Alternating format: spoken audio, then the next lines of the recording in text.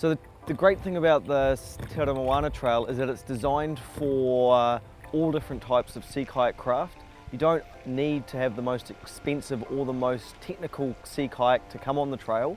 You can come with your family on sit-on-top kayaks, and you can do small sections, come out for afternoon trips, day trips, or if you're feeling more adventurous, come out for the whole 5 days. The start of the Te Ara Moana trail normally is at Omana Regional Park, which is on the eastern fringes of Auckland City. From there you can do it over 4 nights, heading down into the Firth of Thames, so southeast, and ending up at Waharau. The trail is quite easy to do in segments. It's quite easy to be interrupted and do the rest another weekend. So I think that's one of the good things about it.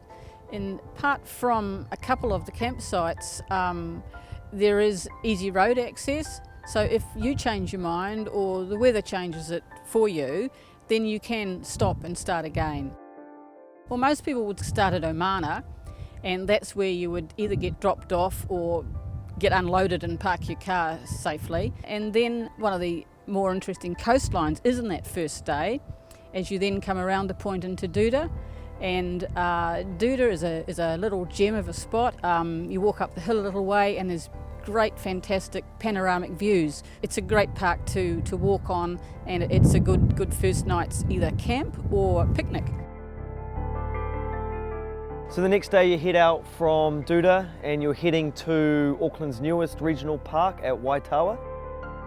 Many of the campsites on the trail are only accessible by the water. So even though we are within the vicinity of Auckland, many of the campsites you'll get to, there will be no one else there. So it's a feeling of remoteness without actually having to travel too far away from Auckland.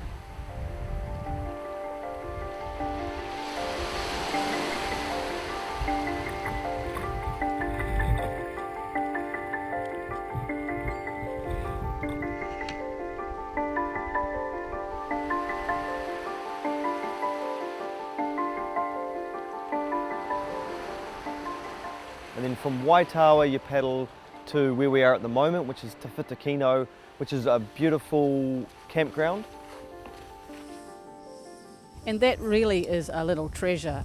It's when the group I went with, we all voted that as the number one, top of the pops. It was excellent. It's got a shelter, it's got a stream, it's got some lovely old trees. It's really a corker's place.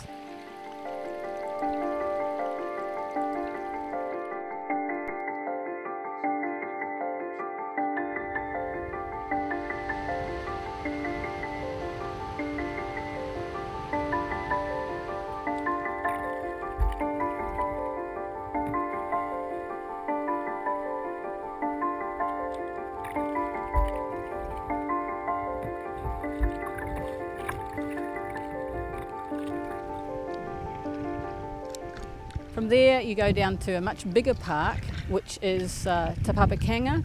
That has road access. The previous one did not, which was possibly one of the reasons why we liked it so much.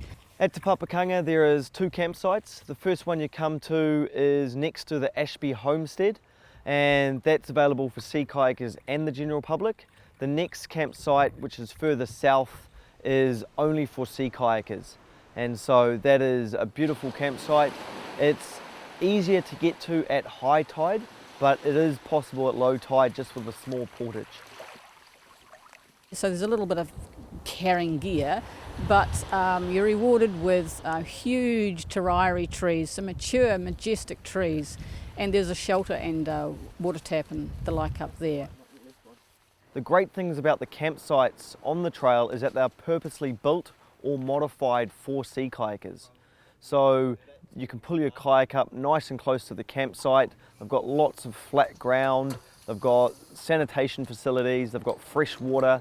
So you really set up for sea kayakers so you don't have to lug too much gear with you.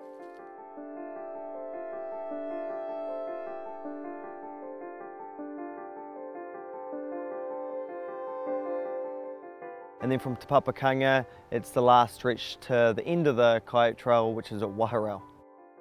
The Sea Kayak Trail connects all the regional parks of the southwest corner of Auckland together. So It's a way to transport yourself from the 5 different regional parks along here. You can make it a big mission if you want by shortening the days, or you can come out here on a summer's day and spend time collecting shells and playing in the freshwater streams. So depending on what time of the year you come, depending on if you're a fisherman or if you'd like just laying on the beach and reading your book, it's, you know, there's so many options to do on the trail. Yeah, and you're only 40 minutes from Auckland, it's pretty good.